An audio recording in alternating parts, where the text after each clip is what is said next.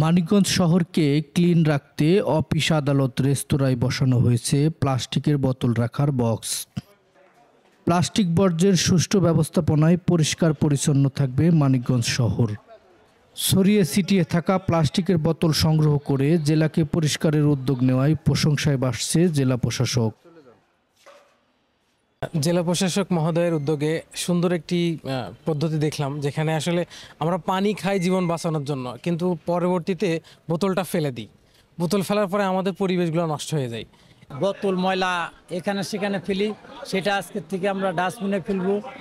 এখন প্লাস্টিকের যত বোতল এবং প্লাস্টিক কাগজ টিস্যু পেপার আলাদা বক্সে রাখি, আর প্লাস্টিকের যত যাবতীয় আছে সব ওইটার ভিতরে রাখি, বক্সে রাখি। এদিকে সংগ্রহ করা প্লাস্টিকের বোতলগুলো পাঠানো হচ্ছে জেলার সিংগাইর উপজেলার পানিশাল এলাকার মোমানু পলেস্টারে। সেখানে প্লাস্টিকের বোতলকে রিসাইক্লিং করে আঁশ, সুতা, দড়ি, সোফা, কুশকের ফর্ম তৈরি করা হয়। আর জেলার প্লাস্টিক বর্জ্যের বিক্রির টাকা ও অনুদানের টাকার মাধ্যমে সারা জেলায় ৫ লাখ খেজুরের চারা রোপণ করার উদ্যোগ নেওয়া হয়েছে। মানিকগঞ্জ শহরকে সবুজায়ন ও হাজারি গুড়ের উৎপাদন বাড়াতে খেজুরের চারা রোপণের উদ্যোগ নেওয়ার মূল উদ্দেশ্য। এ পর্যন্ত প্রায় ২.৫ লাখ খেজুরের চারা রোপণ করা হয়েছে। এছাড়া মানিকগঞ্জ জেলার বিখ্যাত হাজারি গুড় জিআই পণ্যের স্বীকৃতি পেতে কাজ করছে জেলা প্রশাসক।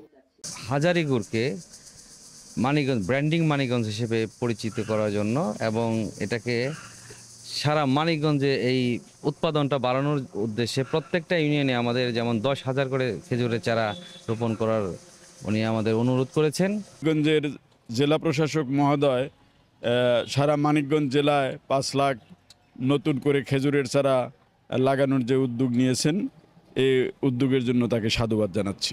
গুড় খেয়ে মুগ্ধ হয়েছিলেন ব্রিটেনের রানী, সেই লক্ষ্যে উনি গ্রিন সিটি করার জন্যে এই সবুজ ৫ লাখ চারা বিতরণ করতেছে এবং মানিকগঞ্জ শহরে বিভিন্ন জায়গায় রোপণ করবে।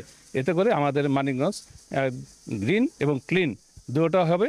সেই সাথে হাজারি গুড় জিআই পণ্য হিসেবে স্বীকৃতি পাক।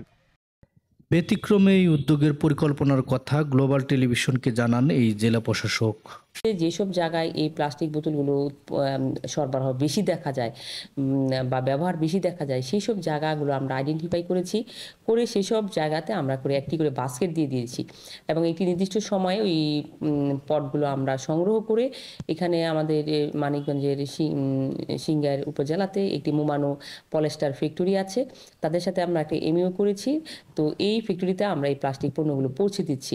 তারা এই প্লাস্টিক পণ্যগুলোকে রিসাইকেল করে এক ধরনের ফাইবার তৈরি করে। এই ফাইবারগুলোতে পরবর্তীতে তারা কোষণ, বিভিন্ন ধরনের পুতুল তৈরিতে ব্যবহার করে দেশের বাইরে পাঠিয়ে দিচ্ছে। তো এলা ব্র্যান্ডিং যেহেতু খেজুর পণ্য, এই জন্য আমরা অন্যান্য গাছের দিকে না গিয়ে আমরা এই খেজুর গাছটাকে প্রাধান্য দিয়ে গ্রিন করার জন্য সমগ্র মানিকগঞ্জ ব্যাপী আমরা ৫ লক্ষ চারা রোপণের ব্যবস্থা নিয়েছি।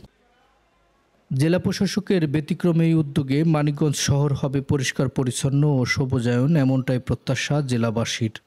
সুজন মোল্লা, গ্লোবাল টেলিভিশন, মানিকগঞ্জ।